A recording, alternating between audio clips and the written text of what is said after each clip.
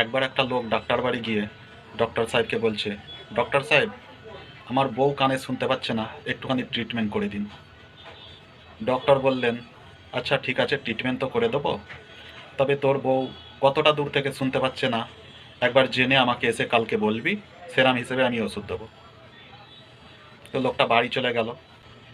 বাড়ি গিয়ে দরজার সামনে থেকেই বউকে জিজ্ঞাসা করলো, আজকে কি রান্না করেছো?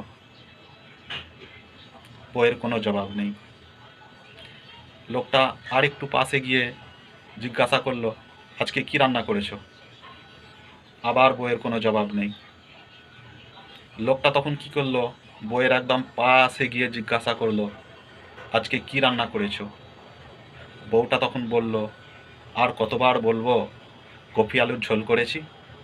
তো বন্ধুরা, দোষ আমাদের মধ্যে থাকে, আর আমরা অপরের দোষ খুঁজতে ব্যস্ত থাকি, এটাই বাস্তব।